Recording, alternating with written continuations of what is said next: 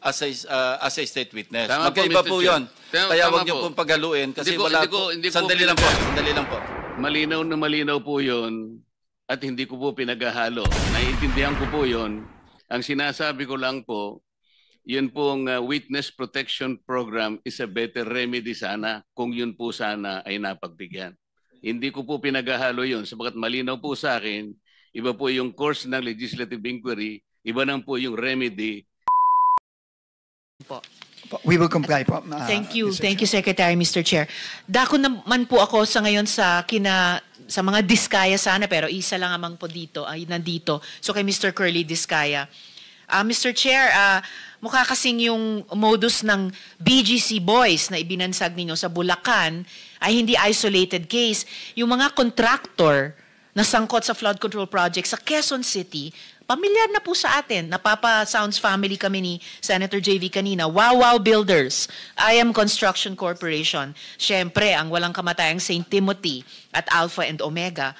So, Mr. Diskaya, sinabi niyo po sa affidavit ninyo na hindi maiiwasan magbayad sa mga regional directors at district engineers ng DPWH para makakuha ng projects. Wow, no? Sabi nyo pa ay nagbabayad kayo ng from 10 to 25% sa DPWH. Kinailangan nyo rin bang magbayad ng SOP para makakuha ng projects doon naman sa Quezon City? Your Honor, hindi po. Bali, kami po ay nilalapitan lang po pag once na may award na po at saka lang po kami nilalapitan. At ayaw po naming magbigay, Your Honor. Kaya lang po, ay napapressure lang po kami. So hindi tama yung unang sagot nyo na hindi kayo nagbabayad. Kasi yung huling sinabi nyo ngayon ay ayaw nyo sana, pero napipressure kayo. So, suma total, nagbabayad din po kayo kahit sa project sa Quezon City. Labag po sa kalooban po namin, pero ano po, kasi magkakaroon po ng problema po ang collection po namin at saka yung mga projects po namin. So labag sa kalooban nyo, pero dahil gusto nyong makakolekta, dahil ayon sa inyo hindi daw kayo makakakolekta kung hindi kayo nagbabayad. Again, suma total, Mr. Chair, nagbabayad pa rin kayo. Labag po sa kalooban namin, Your Honor. Labag man sa kalooban, Mr. Chair, o kusa, nagbabayad kayo, tama? Napipilitan lang po kami, Your Honor. Pwede bang palitan yung verb? Wag na yung labag o napipilitan. Nagbabayad kayo, tama? Kinukuha po nila sa amin, Your Honor, yung... Mr. Chair, Hindi naman kayo hino-hold up, I think Mr. the question Chair. of Senator Risa is only answerable by yes or Senator no. Estrada is recognized. Yes, Mr. Kindly Chair. address the chair if you want to Yes, interject. Mr. Chair, I apologize. The question of Senator Hontiveros is only answerable by yes or no. Yes, Your Honor. All right. You answer, Senator Risa. Thank you, Mr. Chair. So yes, nagbabayad kayo. Yes, Your Honor. Yes, hindi kayo hino-hold up. Kayong nang-hold up sa taong bayan. Pag napatunayan namin lahat-lahat nitong mga flood control project scams. Okay, dyan po ba sa Quezon City, nagbibid din ba ang mga kumpanya ninyo laban sa isa't isa? No po, Your Honor. No? I'm Sa speaking... naunang hearing, Mr. Diskaya, sinabi nyo or sinabi ni Ms. Diskaya, nagbibid-bidan ang mga kumpanya ninyo sa laban sa isa't isa kuno. Para matalo man yung iba, may mananalo sa kanila, panalo pa rin kayo. Your Honor, naguguluhan lang po siya ng mga time po na yun. Pero sa records po namin, hindi po naglalabanan at nag-divest na po kami sa mga company po na yun. Bali, ako po, Your Honor, ay St. Gerard lang po ang aking company. Mr. Diskaya, kanina ang sinasabi nyo, heart condition, diabetes, hypertension. Ngayon sinasabi nyo, naguguluhan lang siya. So, sasabihin nyo, ngayon gusto nyong pag-usapan yung mental health natin. Sir, please just answer the question. Nung nakaraang hearing, sinabi po ni Ms. Diskaya, on record po yan sa komite, na nagbibid against each other yung mga kumpanya niyo. Pinakita ko nga po yung calling cards ninyo sa siyam na komiting iyan. Sabi ng asawa niyo, nagbibid ang mga kumpanya ninyo sa isa't isa. So ganyan din ba ang kalakaran ng mga kumpanya niyo sa Quezon City? Your Honor, sa record po namin, hindi po sila naglalabanan. At ang amin lang pong company doon ay yung St. Gerard lang po ang akin po. At yung sa miss ko naman po is Alpha lang. 2 kumpanya lang sa inyong mag-asawa, pero yung mga kamag-anak nyo, ang controlling persons din dun sa iba pang mga kumpanya. Your Honor, pero hindi po sila naglalaban sa bidding. So ano yung record po sabi nyo, namin. may kalakaran kayo? Ano bang kalakaran ninyo sa Quezon City ng inyong mga kumpanya? Sumasali po kami sa public bidding. Pag nakikita po namin sa PhilJeps, sumasali po kami para sa public bidding po. Pero bakit sinabi nung asawa nyo na kahit pagkatapos mabasa nyo sa PhilJeps, nagko-compete, hindi lang isa, hindi lang 2 ninyong mag-asawa, pero yung 9 na kumpanya ninyo sa isa't isa? Your Honor, kinakabahan lang po siya at saka kinakabahan lang po siya, pero sa record po namin wala po naglalabanan. Sige, titignan ko ulit yung mga records ninyo ha, at tatanungin ko ulit si Ms. Diskaya pag nagpakita sila ulit sa susunod na hearing. Dahil mahirap pong magsabi ng one thing sa isang hearing at magsabi ng kabaliktaran nun sa susunod. Perjury po ang tawag doon dahil under oath po kayong mga resource persons. Ngayon, may mga nakausap o nilapitan din ba kayong regional directors at regional director at district engineers dito naman sa NCR? Your Honor, wala po. Bali, sumasali po kami sa public bidding. Pag nakakita lang po kami ng mga public bidding na nakapost sa PhilJeps na invitation, tsaka lang po kami pumupunta at sumasali sa bidding. At nagbayad din ba kayo ng 10 to 25% para makakuha ng proyekto? Yan po ang pinipilit po nila kapag kami po ay na-awardan na po ng project at saka po sila nagdadatingan. At pag nagdadatingan sila at pinipilit kayo, nagpapapilit naman kayo, nagbabayad kayo? Your Honor, wala po kami magawa kasi syempre po natatakot kami dahil nagkaroon na po kami ng mga karanasan na nami-mutual terminate po at nami-mutual terminate at saka nagkakaroon po ng right of way problem ang mga project po namin. Pero nagbabayad kayo, 10 to 25% sa Quezon City. Your Honor,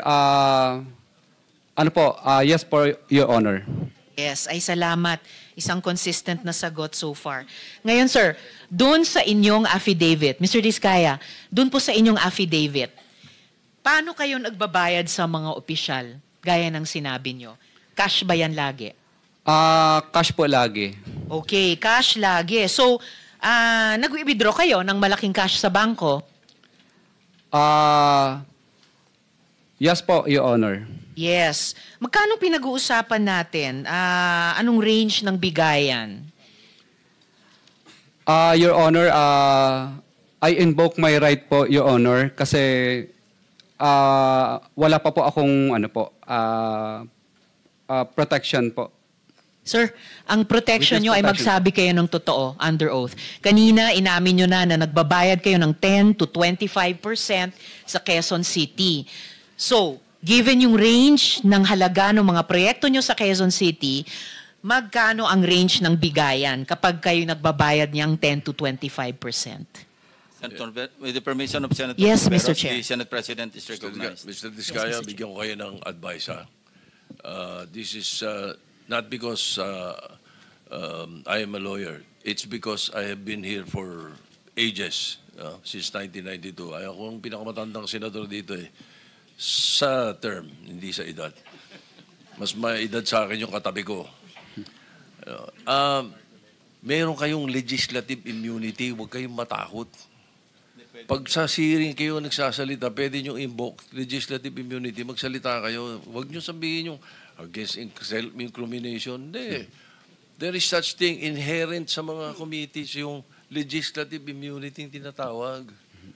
Kung meron kayong gusto ipagtapat ninyo.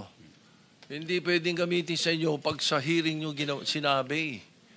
Na makakatulong kayo sa amin at matutulungan din namin kayo. Yun ang gawin ninyo.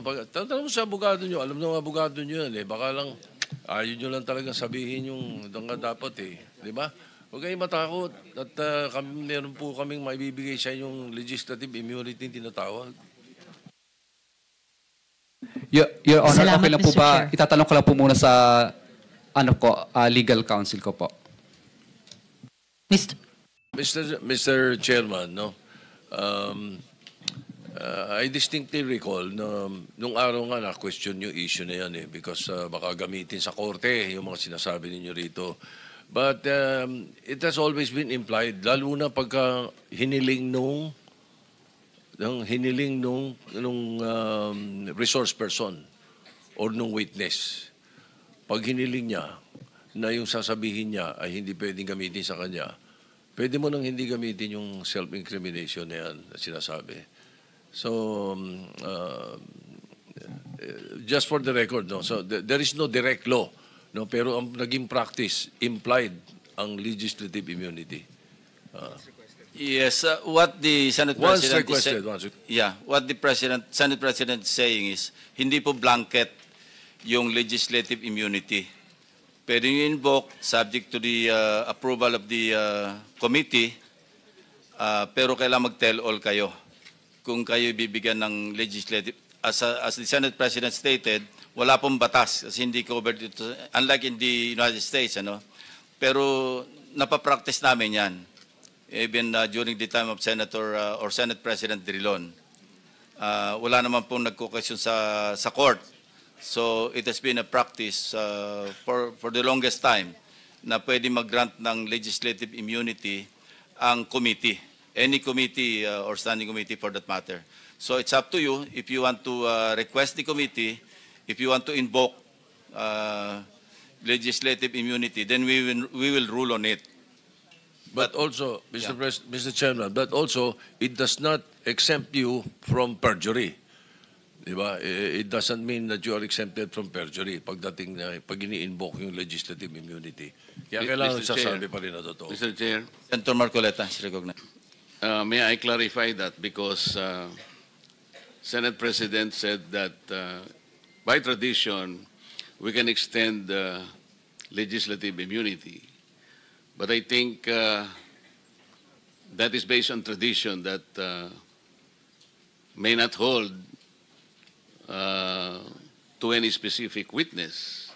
That is why this representation, as early as last week, I think, suggested a modality that is based on the law itself, which is Republic Act 6981, where a potential witness can apply under the witness protection program of the law. I think this is the best remedy that any potential witness who wishes to come into the open, considering that he or she will be protected well by the law. Yun sana yung gusto nating tuntunin noon. Ako po ay nalulungkot wala yung Justice Secretary because before I floated that idea, I made sure that that one is something that we can rely on. I spoke to an Undersecretary of Justice, pagkatapos okay naman siya nung umpisa until he recommended or he suggested that the Secretary of Justice should also be consulted. So sabi ko, mas mabuti yung ganon. And then the Secretary of Justice called me personally. At ang sinabi nga niya, that is something that we can float. We can encourage people like that. Kasi pagkakaalam ko, ang Senado, magkabakas naman tayo. Kasi ngayon, we are pursuing the Whistleblower Act na sana'y ma-ratify ng Senate as soon as possible. So sa aking pagkakaalam po ay sinabi niya na this is a route that a potential witness can take. Of course, subject to the application kung siya ay eventually be admitted. Kung sakasakali namang hindi siya ma-admit, wala pong problema doon. However, sabi ko sa kanya, we need to go into the process, which he agreed.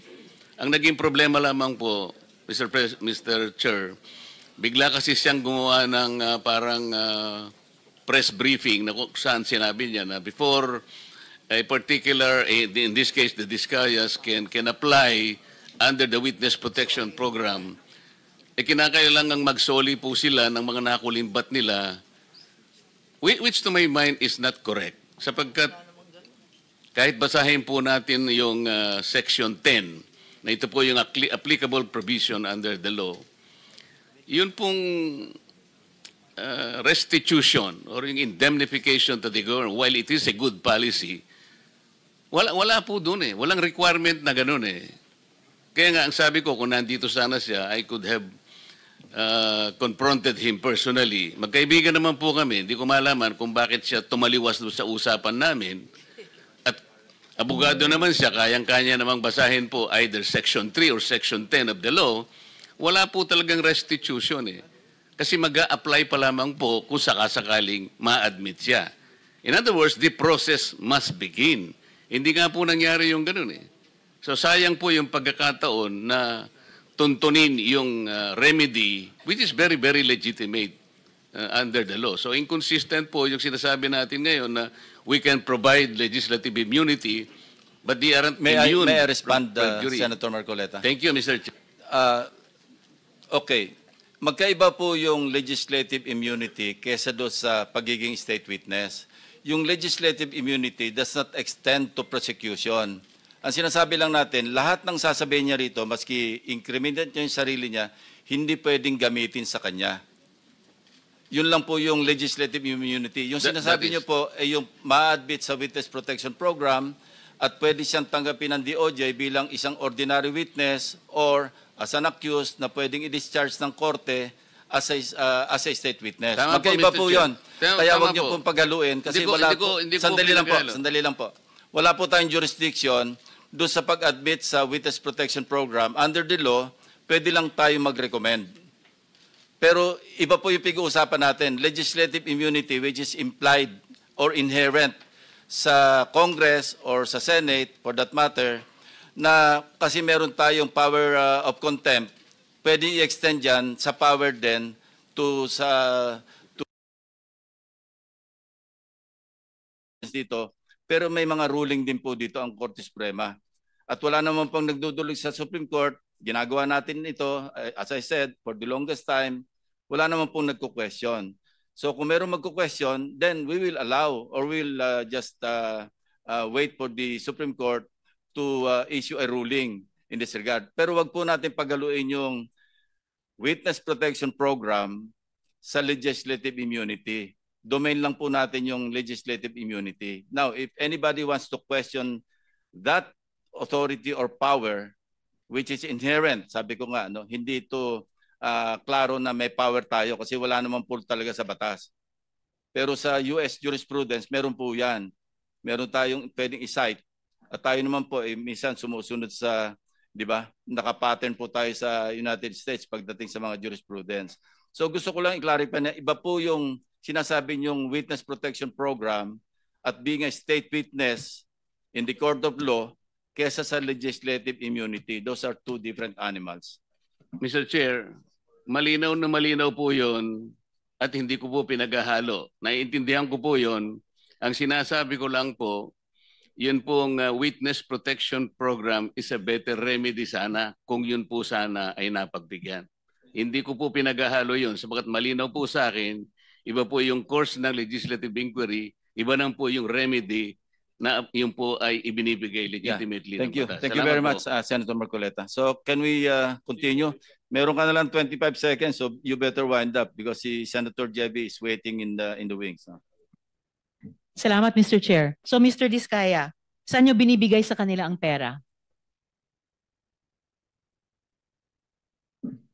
Your Honor, kinukuha po minsan ng tao nila. Saan po? Your Honor, sa ano po, minsan nagkikita po kami sa, pinupupunta po kami sa ano, sa Shangri-La or minsan po sila po ang pumupunta sa office. Ang sosyal, Senator Risa, Yes, sino Mr. yung- Chair. Sino yung nila? Ano po, Names, please, names. yung mga nabanggit ko lang po dito, yung Okay. tao po nung nandito po Thank you. sa affidavit ko. Thank you, Mr. Chair. At saan nyo nilalagay ang pera pag binibigay nyo sa kanila sa Shang or sa office nyo? Kadalasan po, Your Honor, ano lang po, nasa paper bag lang po. Paper bag. Kasha. Saang bangko kayo nagwi-withdraw ng pera? Your Honor, okay lang po ba i-consult ko lang po yung legal ko? Mr. Counsel. Chair. Mr. Chair, if I may, Mr. Chair, with the permission of Senator Risa. Yes, Mr. Chair. Yes, Senator Estrada. Taon nino to? Mga kongresista binanggit mo? Yes po, Your Honor. Alright. Kongresista, tinatanong ko din yung DPWH officials na binabayaran nyo sa QC. Ano ba yung topic? Mga DPWH officials o Senator mga Estrada. kongresista? Your one question is enough. Thank you. Yes, Mr. Chair, tinatanong ko yung mga DPWH officials ng Quezon City na inamin ni Mr. Diskaya sa affidavit na binabayaran nila.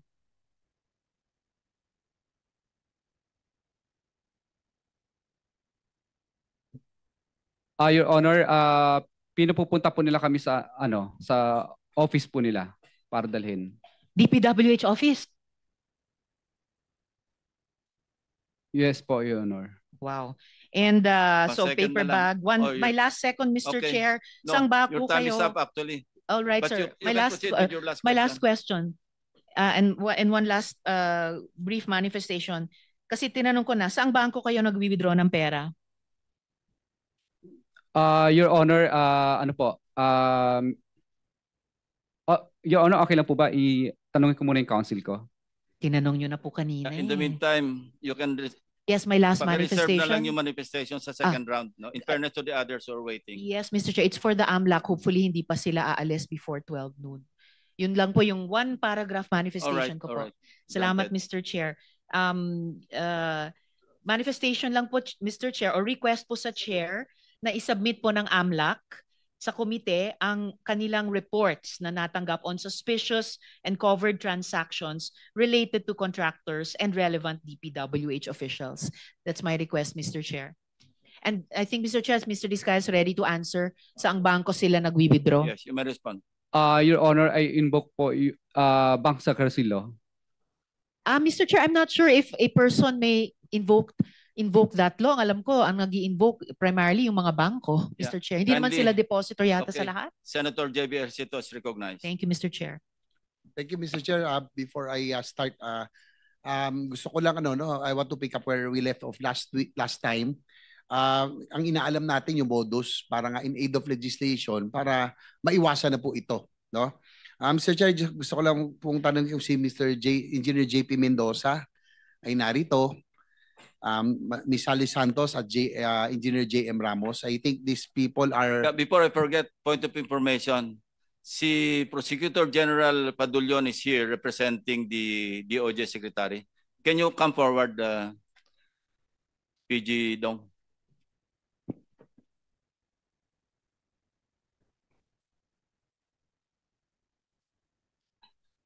Siguro marami natin sa Secretariat kung nandito po sila JP Mendoza, JM Ramos at Sally Santos. Yeah. JP Mendoza, are you present? Your Honor, yung abogado po ni Engineer JP Mendoza ang nandito pa lang po. Hindi naman abogado, sinupina namin At saka you cannot answer for him. Go ahead, Senator JB. Yun po, Mr. Chair, kung si JP Mendoza. Si Ms. Sally Santos po, andito po.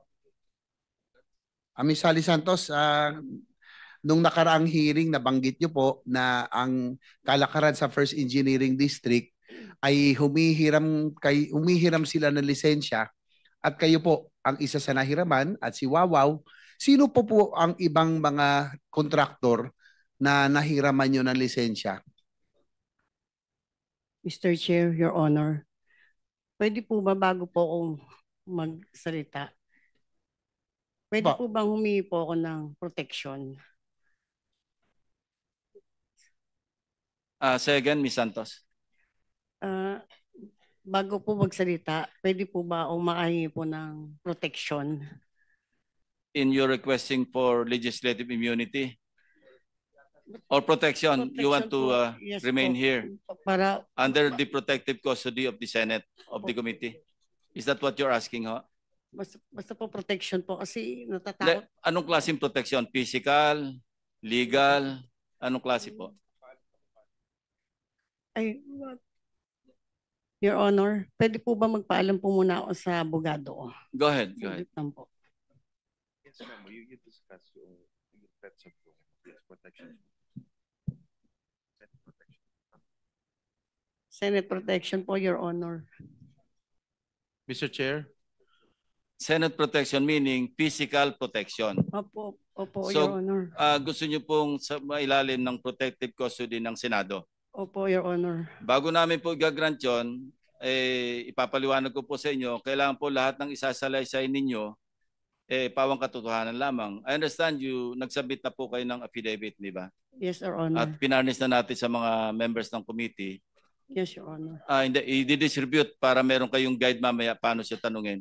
So nagkakaintindihan po tayo na mawawala yung inyong proteksyon kapag kayo nagsinungaling. Ano? Yes, Your Honor. Sige po. Any objection? Mr. Chair, Let's rule muna. No objection. So ruled na you're granted your physical protection. Yun lang po ang kailangan ninyo. Yes, Your Honor. Sige po.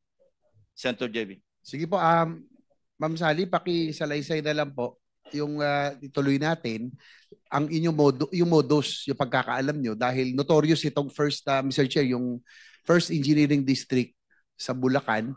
Ang kausap nyo, ang sabi nyo noon, pag sa aking pagkakaalala, si Engineer Bryce Hernandez at si Engineer JP Mendoza. Tama ho ba? Yes, Your Honor. Si Engineer Alcantara, hindi nyo po nakausap? Hindi po. So, ilan po, balikan natin, sino pa ho ang mga contractors na mga lisensya ang inyo pong nahiraman? Bukod po kay Wawaw, si Darcy and Ana po. Sino po? Si Darcy and Ana. Darcy and Ana. Naku, opo, nabanggit din sa tula. Sino pa ho? Yun lang po, Your Honor. Sa inyong pagkakalap, itong in-house contracting, ibig sabihin ho nito, Mr. Chair, in-house, meaning papeles lamang, no? Walang tunay na proyektong naisagawa. Pero parang pinalabas na meron, no? Dahil lisensya, ang sabi nyo, hinihiram lisensya nyo nila Bryce Hernandez at JP Mendoza para sa mga proyektong na ipanalo sa bidding. Tama ho ba? Yes, Your Honor.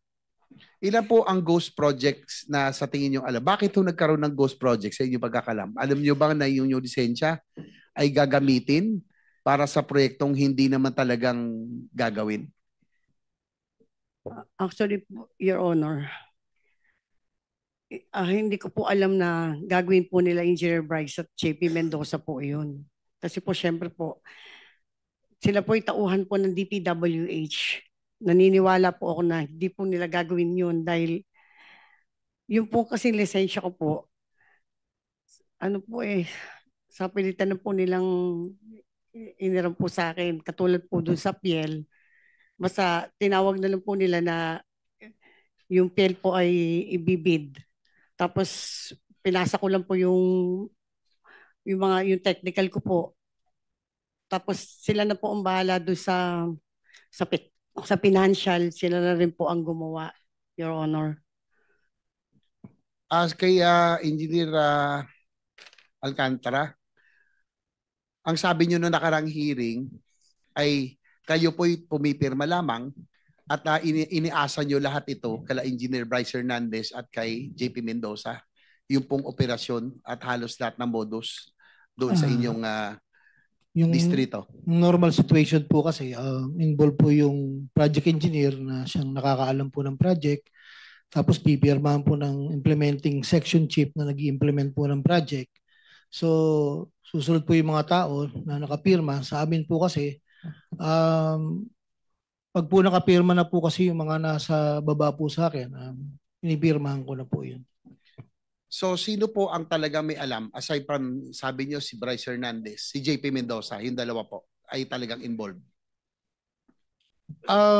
Doon po sa kwento kung paano nangyari, hindi ko po masabi po, no? Kasi sabi ko nga po nung nakaraan, na-discover ko lang po yan nung may nag-report po sa akin na certain na ang bago pong construction chief na si JM Ramos at si Engineer Galang po na nag-report po sa akin na di umano. Dito ba sila, Mr. Chair, si JM Ramos at si Engineer Galang?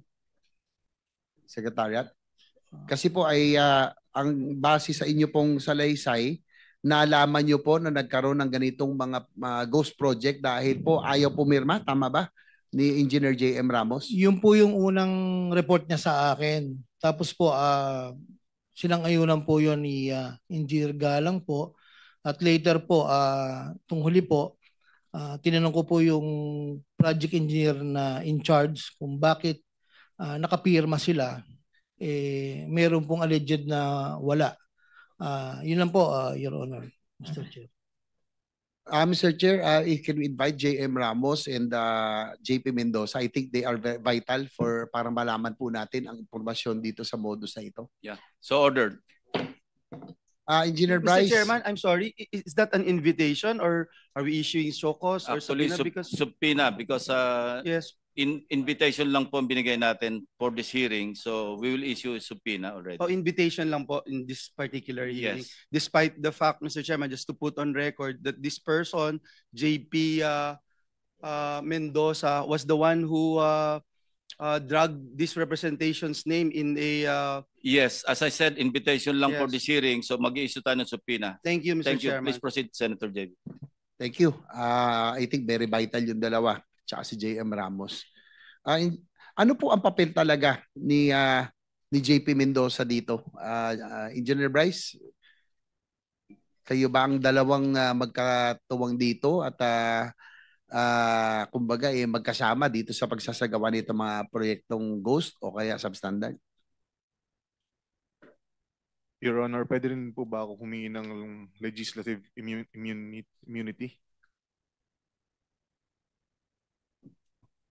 As a chairman, Yeah, I leave it to the members. Shall we?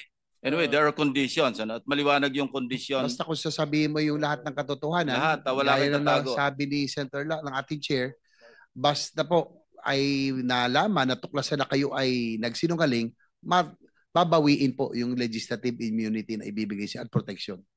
Mr. Chair, pwede ko bang tanungin muna si Bryce, bakit sa House hindi ka humingi ng legislative immunity? Bakit dito humihingi ka? Your Honor, ngayon ko lang din po nalaman na meron po palang ganun na pwedeng gamitin. Pasensya na po kayo. Okay, that's clear. Senator JB. Engineer Bryce, sige, tuloy nyo. Ano po ang naging papel ni JP Mendoza dito? Siya ba ang arkitekto? Isa sa mga arkitekto na modus? Your Honor, actually, involved nga po si Engineer JP Mendoza, ako, at saka po si Boss Henry, at saka isa pa po naming project engineer. Sino yung isa pang engineer? Si Engineer Paul Duya po.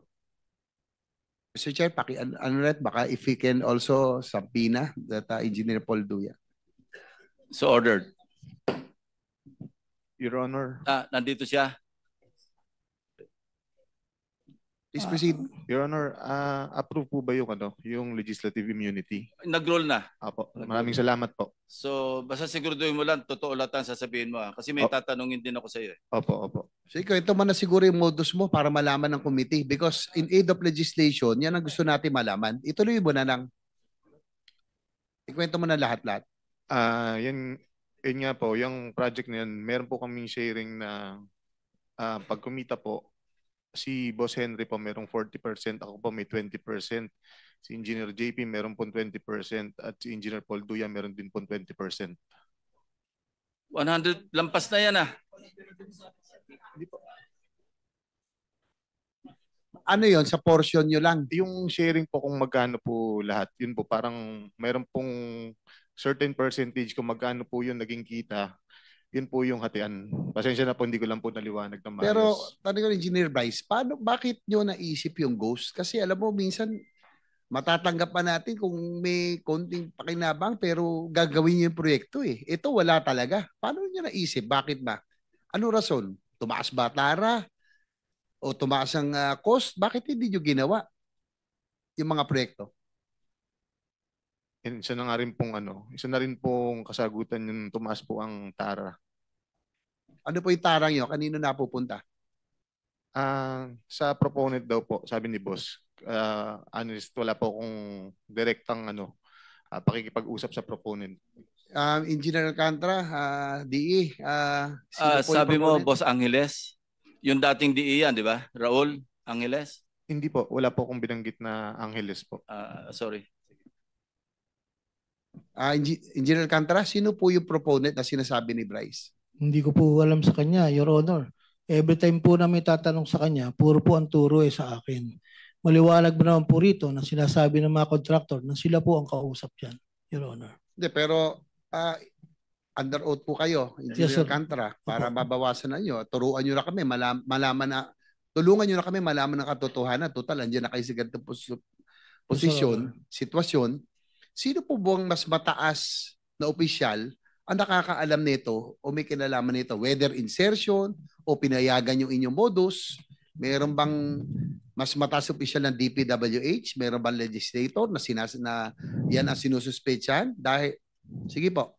Your Honor, pagdating po sa funding, gaya po ng sinabi ko dati, kami po ay nagsasubmit ng wishlist sa regional office po. Wishlist po na nanggagaling sa amin. At after po niyan, sinasabit po nila sa central office. Regarding po dun sa mga insertions po ng sinasabi niyo po, wala po kaming alam po doon Your Honor Kasi po, gaya nga po nila Yusek Kati at sila Secretary, tinatanong niyo po sila dati kung sino po kasi hindi po Yung wala po sa proponent, level. hindi nyo alam kung sino? Sa level nyo? Yung pong regular po na dumadating po sa district na under po sa NEP, sa NEP lang po ang pinag-uusapan po natin. Sinong Yusek ang sinasabi nyo may alam nito? Yung mas mataas sa inyo? Hindi po, ang sinasabi ko po, tinatanong nyo po dati sila Yusek Cabral because they are the planning. So kami po, hindi po namin alam po sa level po namin yung sa mga ganyan pong funding, Your Honor. Dahil nung huling pag-appear dito ni Congressman Toby Tiangco, may mga dal siyang dokumento. At doon sa kanya pinakita, Mr. Chair, marami po ang insertions at bigla bumukol, lumaki ang sa Mindoro at sa Bulacan. So, yun po ay na-documented, dala ni Congressman Tiangco. Hindi nyo pa i-confirm, Engineer Alcantara, na may alam kayo doon? Hindi ko po alam, Your Honor, talaga po. Pagdating po sa funding, Your Honor. Sino ba talaga ang mastermind sa inyong dalawa? Sabi ni Bryce Hernandez, kayo po, engineer. Your Honor, yung pong ghost project yan, talaga pong wala po akong alam sa ghost project na yan, Your Honor. Mr. Chair, with the indulgence of Senator JBR. Senator Erwin Tulfas recognized. Mr. Chair, can we ask this person to show cause, order a show cause order for him today bago natin i-cite for contempt? Last week pa ito, dalawang hearing na itong nagsisinungaling. Sa mga taong sa baba, lahat may kasalanan, ikaw wala. District engineer ka, hindi mo alam na may ghost project, wala ka ring alam, lumobo yung budget mo. Hindi ba dumadaan sa lamesa mo yan na lumaki yung pondo mo? Mr. Chair, I think this person is lying, so we have to ask him to show cause why he should not be cited for contempt today.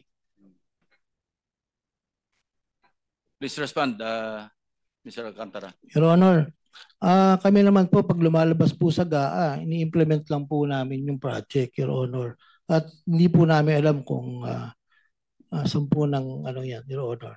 Actually po, yung sinasabi ko po sa Ghost Project, talaga pong wala akong alam dyan. At magpapatunay naman po itong project engineer na nandito po sa tabi ko kung paano po nangyari yan. Yung pong sinasabi ng project engineer na Paul Duya, ay kasama po nila yan, Your Honor.